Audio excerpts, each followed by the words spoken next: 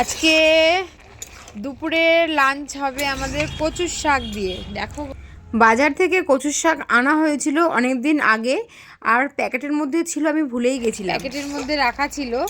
তো আজকে আমি এটা বার করে কেটে সিদ্ধ বসিয়েছি, এবার রান্না করব, রান্না করে তোমাদের দেখাবো কেমন হয়েছে।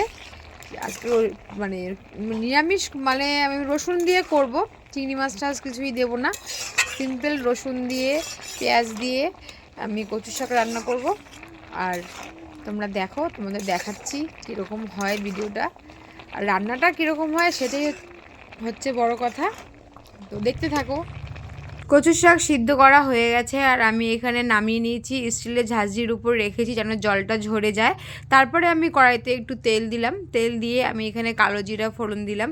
কালো জিরা ফোড়ন দিয়ে আমার কচুর শাক খেতে ভালো লাগে, আর একটু শুকনো লঙ্কা দিয়ে দিলাম।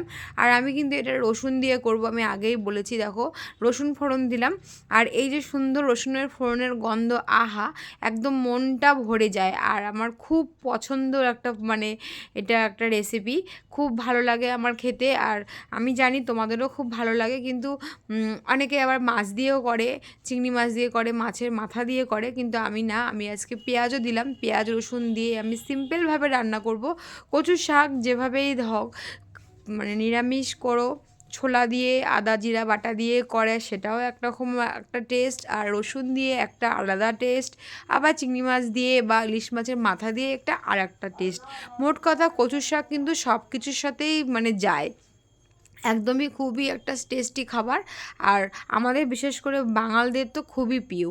আমরা বাঙাল, আমাদের কাছে কচু শাক খাবো না বা কচু শাক হবে না, এটা তো হয় না, এটা হবেই, কারণ এটা আমাদের খুবই একটা পছন্দের আর একটা ট্র্যাডিশনাল পুরনো রান্না, খুবই প্রিয়। তো কথা বলতে বলতে দেখো, আমি এখানে কিন্তু কচু শাকটাও দিয়ে দিলাম। কচু শাকটা দিয়ে দেওয়ার পর আমি একটু নাড়াচাড়া দিচ্ছি ভালোভাবে।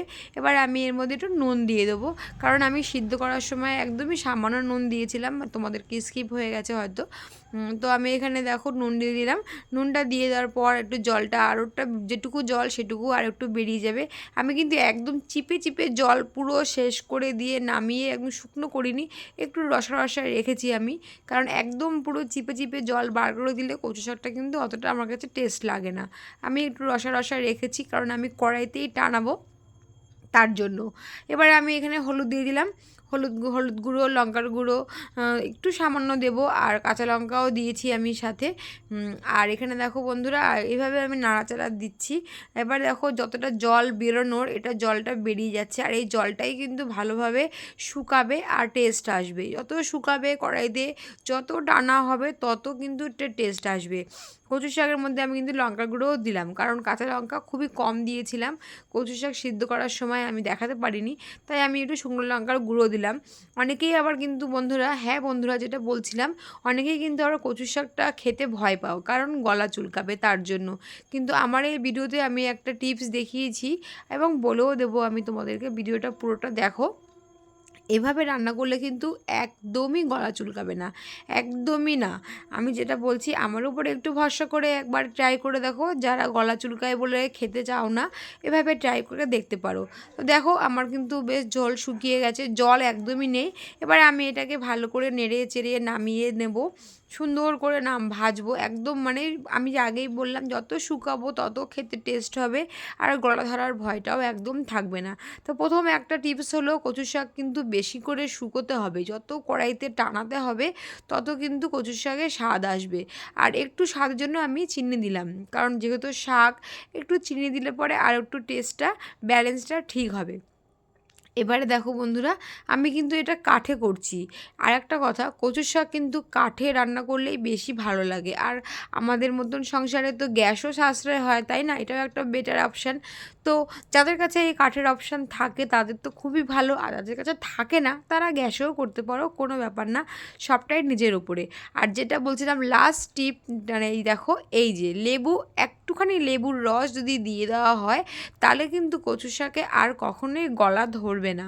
নামানোর আগে ভালো করে মানে নেড়েচেড়ে দেওয়ার পর একটু লেবুর রস দিয়ে ভালো করে নেড়েচেড়ে মানে মাখা মাখা করে মানে শুকিয়ে নামিয়ে নিলেই কিন্তু কচু শাক একদম রেডি। আর দেখো কড়াইতে কিন্তু আমার অনেক দাগ লেগে গেছে, মানে আমার এটা প্রায় হয়ে এসছে। এবার আমি নামিয়ে নেব। এবার দেখো বন্ধুরা আমি নামিয়ে নিয়েছি। সকালে রান্না করেছি আর দুপুর হয়ে গেছে, তাই দেখো কালারটাও পুরো চেঞ্জ হয়ে গেছে, একদম শুকিয়ে গেছে আর একদম মানে একটা ময়েশ্চারাইজার একটা সুন্দর একটা টেক্সচার এসছে আর দেখতেও কিন্তু খুব টেস্টি লাগছে। আর এবারে আমি বসে পড়বো গরম গরম ভাত নিয়ে এটা খেতে। দেখো আমি এখানে বসে পড়েছি গরম গরম ভাত দিয়ে কচু শাক খেতে। আর দেখো তেলও দিয়েছিলাম, তেলও একদম কচু শাক তেল আর মশলা সব কিছু মিলেমিশে একাকার হয়ে গেছে। গরম গরম ভাত দিয়ে কিন্তু এরকম কচু শাক পেলে আর কি বলো, আহা একেবারে দারুণ, সোনায় সোহাগা, খুব ভালো লাগে খেতে।